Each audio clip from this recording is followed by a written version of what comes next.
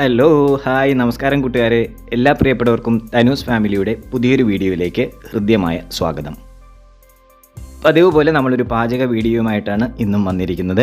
ഇന്ന് നമ്മൾ വെക്കാൻ പോകുന്നത് തേങ്ങ അരച്ച മാങ്ങ ഇട്ട നങ്ക് കറിയാണ്. കഴിഞ്ഞൊരു വീഡിയോയിൽ നമ്മൾ നങ്ക് മപ്പാസ് വെച്ചിരുന്നു. ഇപ്പോൾ അതിൽ നിന്ന് വ്യത്യസ്തമായിട്ട് തേങ്ങ അരച്ച മാങ്ങ ഇട്ട നങ്ക് കറിയാണ് നമ്മൾ വെക്കാൻ പോകുന്നത്. താമസിക്കുന്നില്ല, നമുക്ക് പാചകത്തിലേക്ക് കടക്കാം. ഇതാ ഇവിടെ നമ്മൾ നങ്ക് വെട്ടിക്കഴുകി വൃത്തിയാക്കി ഒരു ചട്ടിയിൽ എടുത്ത് വെച്ചിട്ടുണ്ട്. നമ്മളിതാണ് കറി വയ്ക്കാൻ പോകുന്നത്.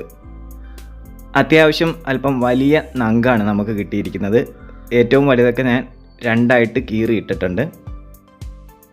ഇനി നമുക്ക് ഒരു മിക്സിയുടെ ജാർ എടുത്ത് അതിലേക്ക് കുറച്ച് തേങ്ങ ചിരകിയത്, ഒരു ചെറിയ സ്പൂൺ നല്ല ജീരകം, ഒരു സ്പൂൺ മഞ്ഞൾപ്പൊടി, അതുപോലെ തന്നെ 2 സ്പൂൺ മുളക് പൊടി.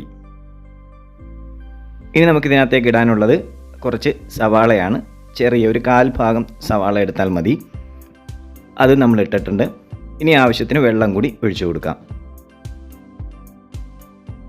ഇനി ജാറിൻ്റെ മൂടി എടുത്ത് വെച്ച് നമുക്ക് മിക്സിയിൽ ഇത് അരച്ചെടുക്കാം. നമ്മൾ കഴിഞ്ഞ ദിവസം വാങ്ങിയ സുജാതയുടെ മിക്സിയാണ്. ആ മിക്സിക്കകത്താണ് നമ്മൾ അരച്ചെടുക്കുന്നത്.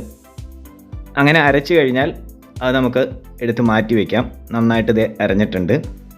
ഇത് നമുക്ക് മാറ്റി വയ്ക്കാം. ഇനി ബാക്കിയുള്ള കാര്യങ്ങളിലേക്ക് കിടക്കാം. ഒരു ചട്ടി എടുത്ത് അടുപ്പിൽ വെക്കുന്നു. അത് ചൂടായി കഴിയുമ്പോൾ അതിലേക്ക് ഒരല്പം വെളിച്ചെണ്ണ ഒഴിച്ചു കൊടുക്കുകയാണ്. അതിലേക്ക് ഒരല്പം ഉലുവ ഇട്ട് കൊടുക്കുന്നു. ഉലുവ ഒന്ന് പൊട്ടി വരട്ടെ.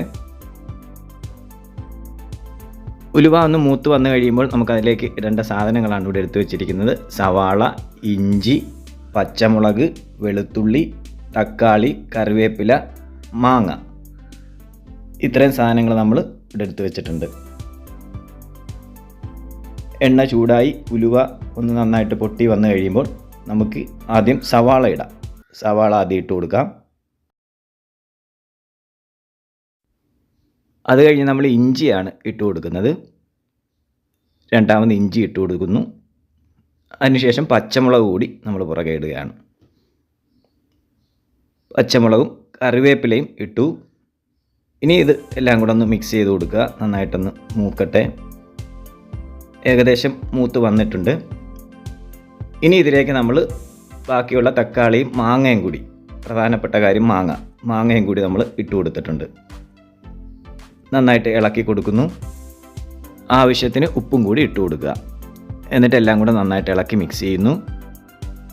ഈ സാധനങ്ങളെല്ലാം നന്നായിട്ട് വാടി വന്നു കഴിയുമ്പോൾ നമുക്കതിലേക്ക് നേരത്തെ അരച്ചു വെച്ച അരപ്പ് അത് ഒഴിച്ചു കൊടുക്കുക. നന്നായിട്ട് ഇളക്കി കൊടുക്കുക. ഇളക്കി മിക്സ് ചെയ്യുക.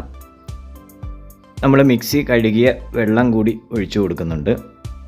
അത്യാവശ്യം നല്ല കുറുക്ക പരുവത്തിനാണുള്ളത്. അത്രയും വെള്ളം ഒഴിച്ചിട്ട് നല്ല കുറുക്ക പരുവത്തിനായിട്ടുണ്ട്. നമ്മൾ സ്റ്റൗ സ്വിമ്മിൽ വെച്ചിട്ടുണ്ട്.